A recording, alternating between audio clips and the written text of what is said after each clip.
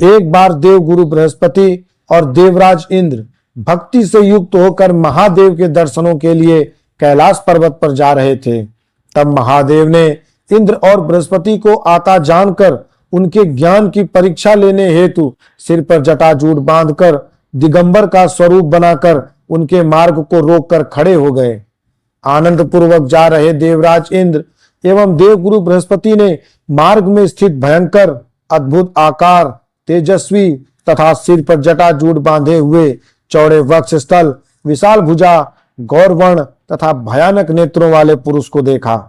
अपने अधिकार और ज्ञान के मध्य में होने के कारण देवराज इंद्र महादेव को पहचान ना सके। देवराज इंद्र ने बार बार दिगंबर रूपी महादेव से प्रश्न किया कि महादेव कहाँ हैं? हमें उनसे मिलने जाना है, हमारा रास्ता छोड़ो। परंतु दिगंबर वेशधारी भगवान शंकर न कुछ बोले और ना ही मार्ग से हटे। बार बार पूछे जाने पर भी दिगंबर कुछ नहीं बोले। महादेव तो इंद्र के ज्ञान की परीक्षा ले रहे थे। अब इंद्र की सहन शक्ति जवाब दे चुकी थी। वे सहसा क्रोध में आ गए और कठोर वचनों का प्रयोग करते हुए देवराज ने दिगंबर से कहा कि हे दुर्मति, मेरे द्वारा पूछे जाने पर भी तुमने उत्तर नहीं दिया, अतः मैं इस वज्र से अभी तुम्हारा वध कर देता हूँ। मैं भी देखता हूँ अब तुम्हारी रक्षा कौन करता है। ऐसा कहकर देवराज ने अपने वज्र का प्रहार दिगंबर वेशधारी महादेव पर करना चाहा। महादेव ने इंद्र को और उनके वज्र को स्तंभित कर दिया। तत्पश्चात अत्यंत भयंकर तथा विकराल नेत्र वाले रुद्र क्रोधित हो गए और उनके नेत्र से एक तेज प्रज्वलित हो उठा। उस तेज का ताप इंद्र के लिए असह्य हो गया। तब अपने तेज से प्रज्वलित होते दिगंबर को देखकर देवगुरु पहचान गए कि यही महादेव हैं। उन्होंने भोलेनाथ को प्रणाम किया और हाथ जोड़कर दंडवत होकर महादेव को प्रणाम करने लगे। इंद्र को क्षमा करने के लिए महादेव की स्तुति करने लगे। इस प्रकार देवगुरु बृहस्पति ने लोक कल्याणकारी शिव जी की स्तुति कर देवराज इंद्र को महादेव के चरणों में गिरा दिया। देवगुरु बृहस्पति बोले, हे दीनानाथ, हे महादेव, आपके चरणों पर गिरे हुए इंद्र का उद्धार कीजिए, अपने क्रोध को शांत कीजिए, अपने नेत्र तेज को शांत करिए। हे महादेव, आप प्रसन्न हो जाइए, शरण में आए हुए इंद्र की रक्षा कीजिए। आपके ललाट स्थित तीसरे नेत्र से जो यह अग्नि उत्पन्न हुई है, उस तेजोमय अग्नि को शांत करिए। तब महादेव ने कहा, हे बृहस्पति, मैं अपने नेत्र से उत्पन्न हुए क्रोध को किस प्रकार धारण करूं? जिस तरह से सर्प अपनी छोड़ी गई केंचुल को पुनः धारण नहीं कर सकता, उसी तरह यह तेज भी अब पुनः शांत नहीं हो सकता। बृहस्पति बोले, हे देव, हे महादेव, आप तो भक्तों पर सर्वदा दया करते हैं।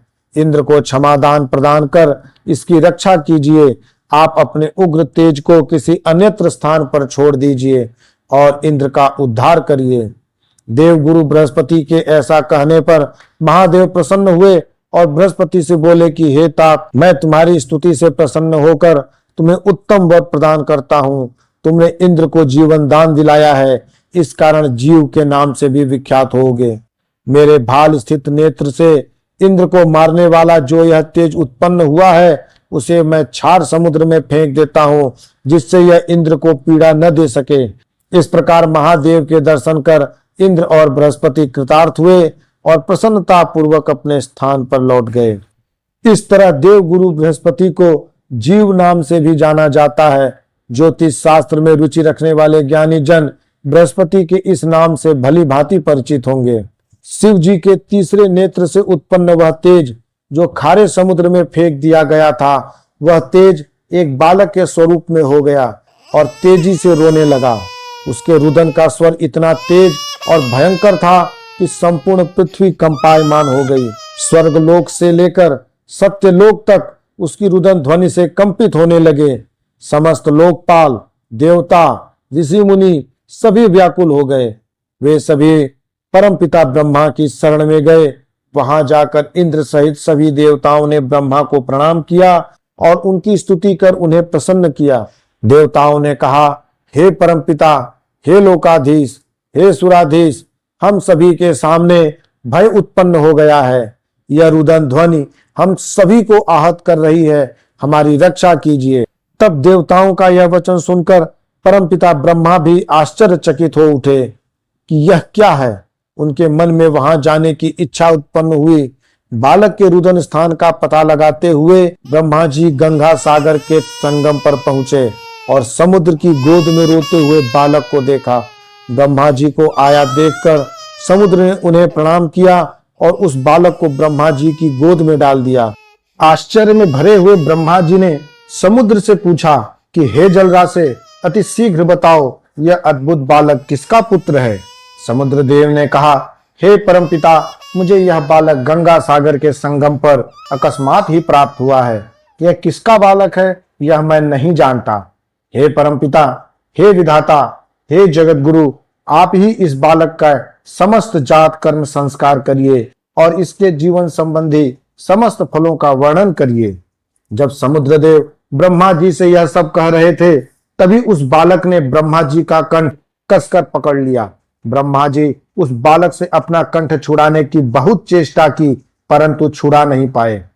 उस बालक ने ब्रह्मा जी का कंठ इतनी जोर से दबाया कि ब्रह्मा जी के नेत्रों से जल टपकने लगा।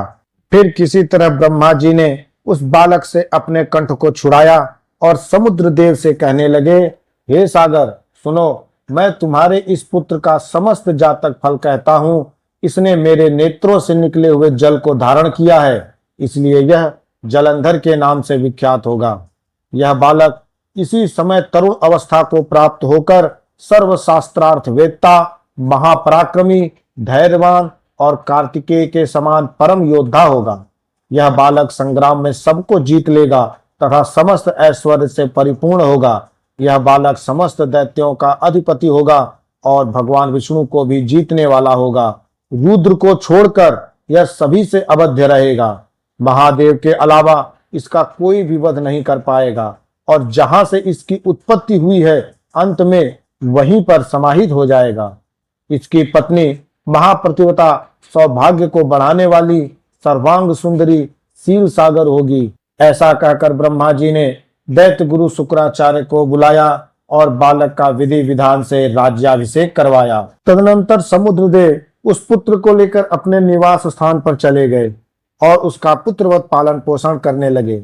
समुद्रदेव ने महान असुर कालनेमी को बुलाकर उसकी वृंदा नामक पुत्री से अपने पुत्र जलंधर के विवाह का प्रस्ताव रखा। असुरों में श्रेष्ठ, बुद्धिमान तथा अपने कार्य साधन में कुशल असुर कालनेमी ने विवाह का प्रस्ताव प्रसन्नता पूर्वक स्वीकार कर लिया। ब्राह्म विवाह की विधि से समुद्र पुत्र वीर जलंधर और असुर कालनेमी की पुत्री वृंदा का विवाह संपन्न हुआ। विवाह में महान उत्सव हुआ। समस्त नदियों एवं असुरों को महान सुख प्राप्त हुआ। पाताल लोक में रहने वाले दैत्य जो देवताओं से हारकर छुपकर वहां रहते थे, वे भी निर्भय होकर पृथ्वी पर विचरण करने लगे। कालनेमी आदि अन्य असुर भी देवताओं को पुनः युद्ध में जीतने के लिए वीर जलंधर पर आश्रित हो गए। असुर वीरों में मुख्य वीर व समुद्र पुत्र जितेंद्रिय जलंधर अति सुंदरी वृंदा को भार्या के रूप में पाकर शुक्राचार्य के प्रभाव में राज्य करने लगा। जय श्री राम। चैनल लोकरंजन में आप सभी का बहुत बहुत स्वागत है। माता तुलसी, जिन्हें वृंदा भी कहा जाता है, श्री शिव महापुराण में दो कथाओं के माध्यम से इनके विषय में बताया गया है। प्रथम कथा श्री शिव महापुराण में रुद्र संहिता के पंचम युद्ध खंड के अंतर्गत अध्याय 13 से लेकर अध्याय 26 तक जलंधर और वृंदा का वर्णन किया गया है तथा इसी में भगवान विष्णु के द्वारा वृंदा का सतीत्व भंग एवं भगवान शिव के द्वारा जलंधर का वध, इसका संपूर्ण वर्णन किया गया है। इसके पश्चात श्री शिव महापुराण में ही द्वितीय रुद्र संहिता के पंचम युद्ध खंड में अध्याय 27 से लेकर अध्याय 41 तक शंखचूड़ और तुलसी का वर्णन तथा भगवान श्री विष्णु के द्वारा तुलसी का सतीत्व भंग एवं भगवान शिव के द्वारा शंखचूड़ के वध का संपूर्ण वर्णन दिया गया है। दोनों कथाओं का सार लगभग एक ही है, घटनाक्रम भी लगभग समान ही है, परंतु चरित्र विशेष में बदलाव है। प्रथम प्रसंग में जलंधर और वृंदा मुख्य चरित्र में है और द्वितीय प्रसंग में शंखचूड़ और तुलसी मुख्य चरित्र में है। बाकी घटनाएं लगभग समान ही रूप से बताई गई हैं। एक ही पुराण में दो घटनाओं का इस तरह से समान वर्णन हम साधारण अल्पज्ञानी मनुष्यों के लिए भ्रम की स्थिति पैदा करता है। परंतु ज्ञानी एवं विद्वान जन निश्चित रूप से इसका अंतर समझ सकते हैं। शंखचूड़ एवं तुलसी का यही वर्णन एक और पुराण जिसका नाम ब्रह्मवैवर्त पुराण है, उसके प्रकृति खंड में भी मिलता है। इसके साथ साथ कई अन्य रहस्यों का भी वर्णन है जिसके बारे में हमें ज्ञान होना चाहिए। महादेव का ध्यान करते हुए इस प्रसंग का आरंभ श्री शिव महापुराण के जलंधर एवं वृंदा के वर्णन से करने का विचार किया है। यह प्रसंग निश्चित रूप से लंबा चलेगा, इसके 3 या 4 भाग हो सकते हैं। आप सभी से अनुरोध है कि चैनल लोकरंजन प्रेरक प्रसंग को सब्सक्राइब अवश्य करें ताकि आप सभी को ज्ञान के साथ साथ आनंद लगातार मिल सके। आप सभी के सहयोग की अपेक्षा रखता हूं। लाइक एवं सब्सक्राइब के रूप में मुझे बल एवं सहयोग अवश्य प्रदान करें। इस तरह जलंधर के जन्म एवं वृंदा से विवाह का प्रसंग पूर्ण हुआ। जलंधर का महादेव से युद्ध एवं महादेव के द्वारा जलंधर का वध इसी प्रसंग के अगले भाग में वर्णन किया जाएगा। चैनल को सब्सक्राइब अवश्य करें ताकि अगले भाग का नोटिफिकेशन आप सभी को प्राप्त हो सके। वीडियो लाइक करें और अपने विचार कमेंट के रूप में अवश्य दें। भोलेनाथ की कृपा आप सब पर बनी रहे। हर हर महादेव।